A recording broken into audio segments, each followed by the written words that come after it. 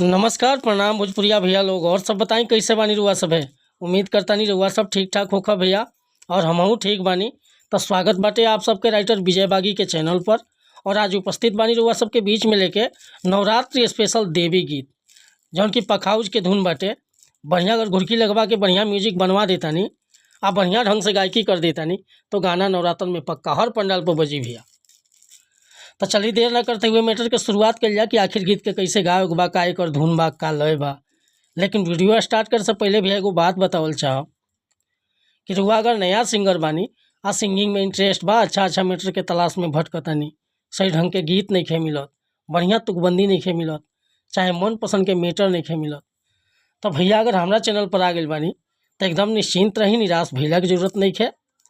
रहुआ जैसन भी मैटर चाहत हो कब लिखवावे के बड़े भैया, बिल्कुल उचित चार्ज पर हुआ के फर्स्ट क्लास के गीत मिल जाए भैया। काहे कि हम हर तरह के गीत लिखेनी, हिंदी में भी, भोजपुरी में भी, ट्रैक पर भी और नया सॉन्ग भी।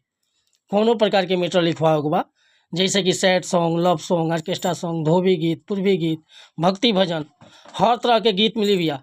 चार्ज लेनी, उचित चार्ज लेनी, लेकिन मैटर मन पसंद के देनी। मैटर में कोनो प्रकार के शिकायत ना मिली, तुकबंदी कहीं खटकी नहीं, गाँव में कोनो दिक्कत ना हुई। तो एक खतरा कॉल चाह भैया कि अगर चैनल पर पहली बार आई लोग हैं तो चैनल के सब्सक्राइब कर दी, बेल आइकन प्रेस कर दी, ताकि हर रोज़ के हमारा वीडियो का अपडेट सबसे पहले मिलत रही। और हाँ, कोनो भी प्रकार के गीत लिखवाओ के बाद तो बेहिचक रुआ फ़ोन या व्हाट्सअप कर सकिले, डिस्क्रिप्शन में हमारा नंबर बा। और आज के मैटर देखिए कैसे गाओ के बाटे।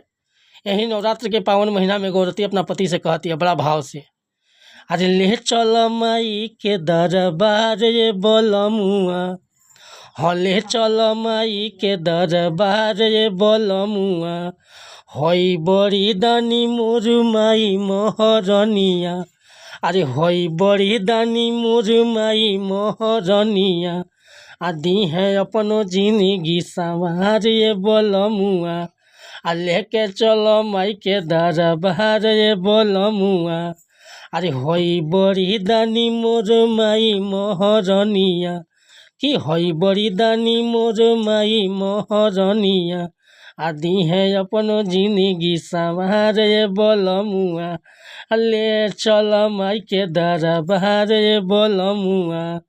तो भैया अगर हमके गाँव में कोनो दिक्कत भले तो क्षमा चाहता नहीं, रउआ अगर कौड़ी लहरा के बढ़िया से कोरस करवा के गायकी कर देता नहीं, आ म्यूजिक ढंग के भेटा जाता, तो गाना 100% नवरात्र में बच जाए भैया। दिल से बताओ तनी, अगर ये मैटर पसंद बा, फुल गीत लिखवावे के चाहता नहीं, तो बेहिचक रउआ हमारा व्हाट्सअप नंबर पर संपर्क कर सकीले।